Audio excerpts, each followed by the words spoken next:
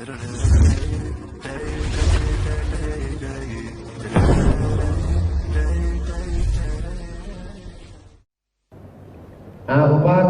keluarga kita yang sudah meninggal di alam barzakh bertemu dengan orang-orang soleh, orang tua mereka, sebagaimana kita di sini bertemu juga di dunia dengan orang-orang yang soleh?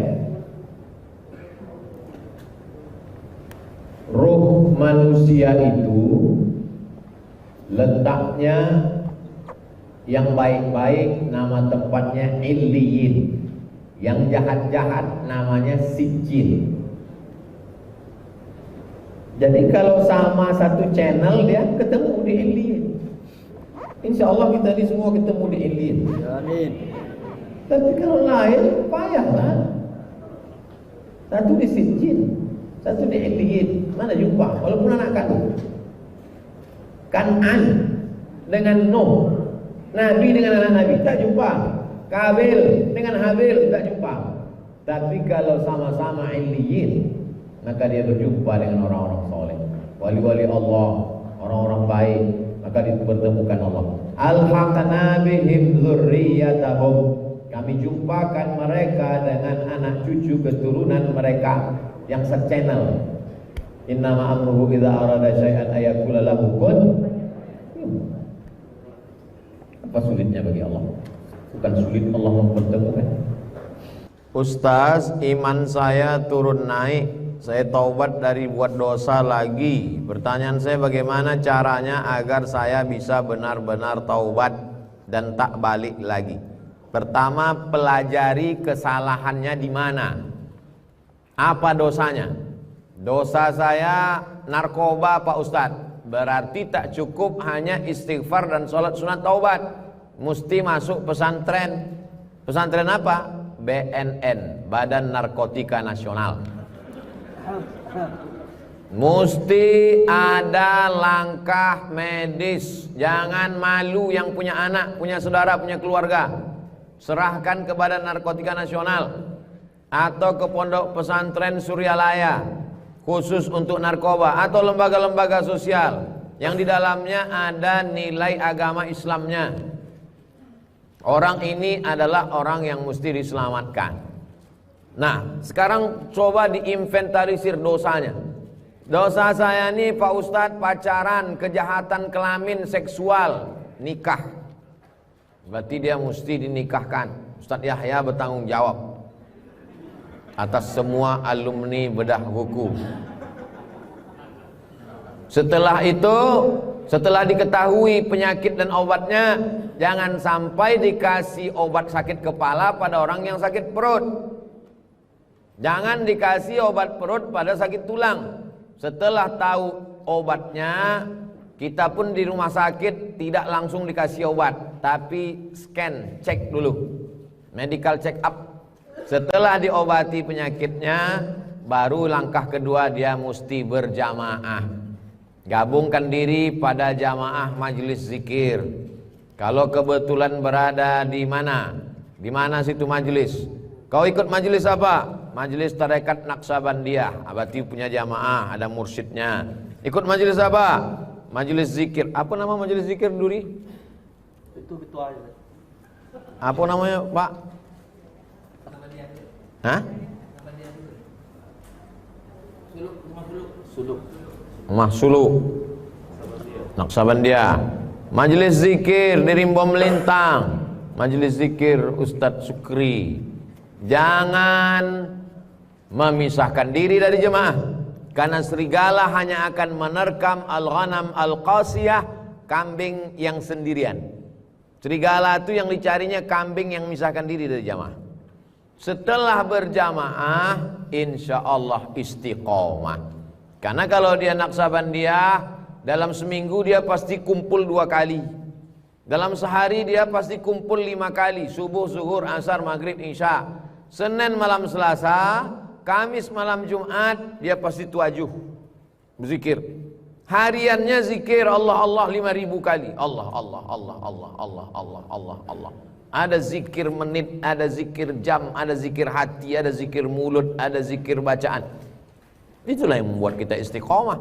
Tapi kalau antum tobat pas bedah buku, tobat pas tablik akbar, habis itu lepas, diterkamlah sama serigala, habis. Jadi intinya kalau berjamaah selamat. Makanya kata Nabi, alaikum bil jamaah, hendaklah kalian berjamaah, jangan misahkan diri dari jamaah. Ustaz Yahya bertanggung jawab nih terhadap jamaah-jamaah nih. Kalau sampai jamaah nih diterkam serigala. Ada alumni bedah buku, ada alumni umroh, ada alumni zikir, ada pertemuan bulanan, ada pertemuan mingguan, buat terus berjamaah. Bagaimana hukum berzakat bagi orang yang piutang? Seorang memberi hutang, tapi yang berhutang tak bisa bayar hutangnya. Saya punya duit 100 juta, misal 100 juta berarti zakatnya 2,5 juta, dipinjam oleh Ustadz Yahya. Kalau dibaliklah, tak enak kalau Ustadz Yahya yang minjam. Ustadz Yahya punya duit 100 juta. Itu dia. Kayu, Pak. Ustadz Yahya punya duit 100 juta, dipinjam oleh Abdul Somad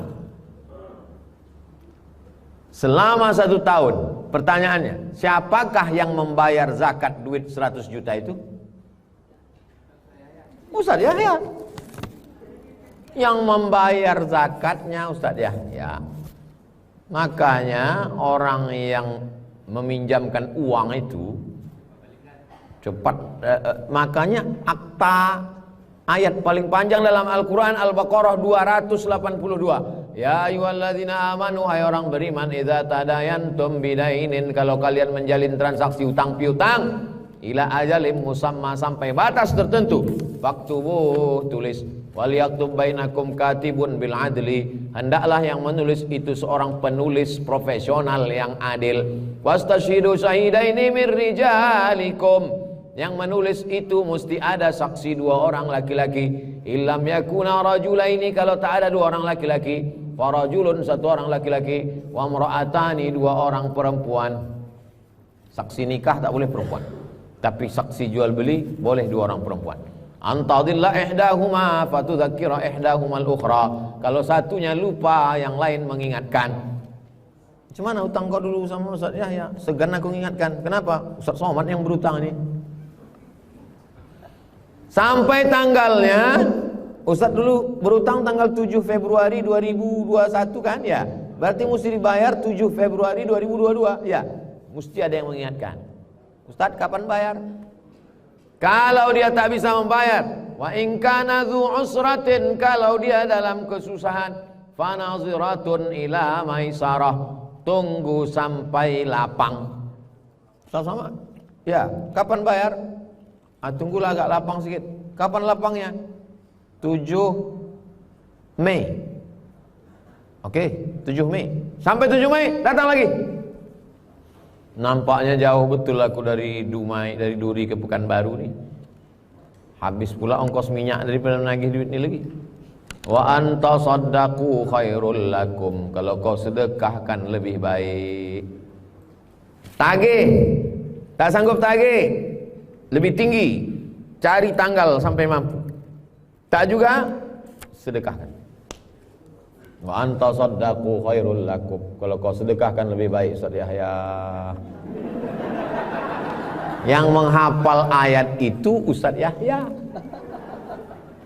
bukan aku yang meminjam. Banyak sekarang salah hafal ayat. Yang meminjam hafal Al-Baqarah 282. Ya'ti yaumal qiyamati bi sholatin, ada orang yang datang pada hari kiamat, sholatnya banyak, puasanya banyak, zakatnya banyak, tapi ternyata amalnya tak ada sama sekali. Gara-gara apa? Makan harta orang, gara-gara tak bayar utang. Sekarang orang tak bayar utang malah merasa berprestasi. Syanu meninggal, alhamdulillah, aku ada utang sama dia. Padahal itu menjadi beban pada hari akhirat. Bolehkah perempuan melaksanakan sholat sunat syuruk di rumah? Man shalla subha fi jama'atin, sampai sholat subuh berjamaah, summa qa'ada yadhkurullah, habis sholat berjamaah dia duduk berzikir mengingat Allah, hatta tatlu asyam, sampai terbit matahari, Summa yusalli raka'ataini, salat sunat 2 rakaat. Maksud berjamaah di situ di masjid. Masjid yang kira-kira tidak menimbulkan fitnah. Tapi dalam pendapat mazhab Hanafi, perempuan boleh iktikaf musallal bait. Yang dimaksud musallal bait dalam rumah ada satu sudut yang biasa dipakai untuk sholat. Karena ada tuh di rumah ibu, walaupun tak ada musola khusus macam rumah orang-orang kaya itu, tapi ada pojoknya yang selalu sajadah di situ tempat sholat, maka itu dianggap sebagai musallal bait. Boleh menurut mazhab Hanafi iktikaf di musallal bait. Apalagi sekarang takut ke masjid karena covid, karena itu, karena ini, karena tidak aman, maka ibu iktikaf di musallal bait, sholat subuh sampai zikir terbit matahari, sholat sunat isyraq 2 rakaat. Apa bedanya kelebihan uang yang kita cicil di bank syariah dengan konvensional, padahal keduanya ada kelebihan uang yang dibayar? Pinjam duit 100 juta, bayar 120 juta.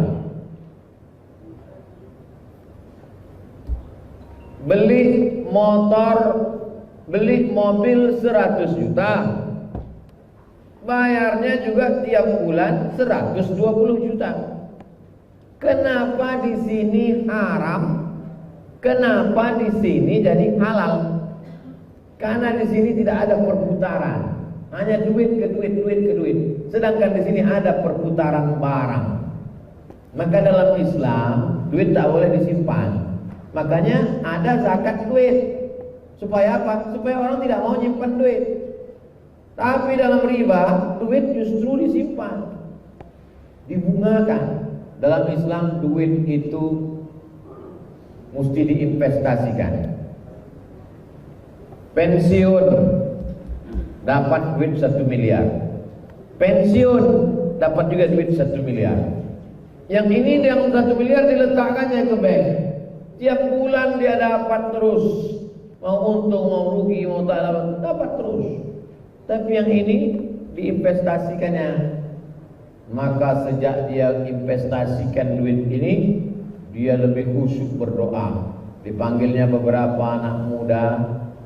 Anak muda, kau ternak ayam, kau ternak puyuh, kau ternak lele, kau tanam sawit, kau tanam karet. Pakai duitnya 1 M.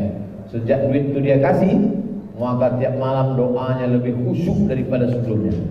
Bangkit adrenalin ibadahnya. Dan setiap datang angin kencang, dia selalu bangun mendoakan, ya Allah, jangan sampai puyuh anak muda ini mati karena hutang tak balik. Di sini dia tak peduli, karena uang dengan uang.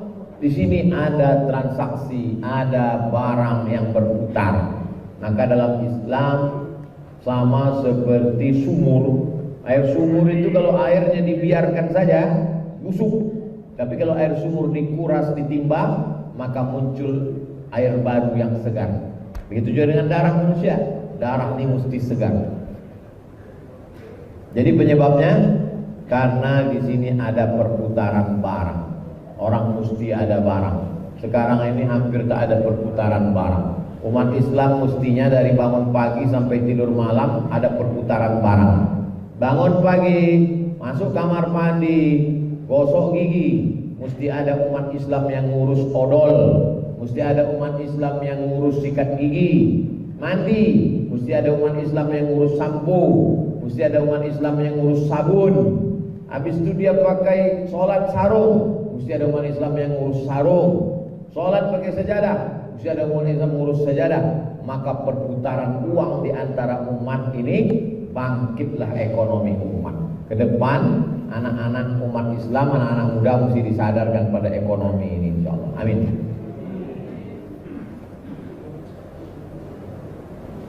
Apa pandangan Tuan Guru tentang bunga bank? Bunga bank mesti diambil, tak boleh bunga bank. Nanti jangan gara-gara udah ngaji, Bu, Pak, ini ada bunga haram. Bunganya diambil. Nama kitabnya Al-Fatawa Al-Mu'asirah, fatwa kontemporer. Penulisnya Syekh Yusuf Al-Qardawi, alumni Azhar, profesor doktor. Jadi bunga baik diambil, ambil, terus berikan ke masalih ammah, maslahat orang banyak. Serahkan ke panti jompo, panti yatim, fakir miskin, bangun WC, masjid, toilet, sumur bor. Jangan tak diambil bunga bank konvensional. Ambil, alihkan tabungan Bapak Ibu ke BSI, Bank Syariah Indonesia. Kalau terpaksa juga tinggal di kampung, tak ada BSI, hanya konvensional, takut kalau duitnya disimpan di rumah hilang, letakkan, dapat bunga. Bunganya mesti disalurkan untuk masalih ammah, kepentingan umum. Jangan beli mobil, tak bisa. Saya terima pesangon uang, sudah saya keluarkan zakatnya 2,5%. Kemudian uang tersebut saya deposito di bank. Apakah masih wajib saya keluarkan zakat setiap tahun? Bapak Ibu punya catatan kapan uang Bapak sampai 85 gram. Catat. Begitu sampai 85 gram tanggal berapa? 85 gram 1 Sya'ban, 15 Maret 1 Sya'ban. Catat. 1 Sya'ban 85 gram emas sama dengan 85 juta. 1 Sya'ban 15 Maret 85 juta. Bertahan 85 juta sampai setahun ke depan 12 bulan, maka baru kena zakat 2,5%. Ternyata berkurang. 1 Sya'ban 1443 15 Maret 2023 tak kena zakat. Begitu cara gitu. Dari mana angka 85 nih Pak Ustadz? Satu keping uang dinar 4,25 gram. Zaman Nabi tak ada duit kertas, duit dinar 4,25 gram kali 20 keping 85 gram.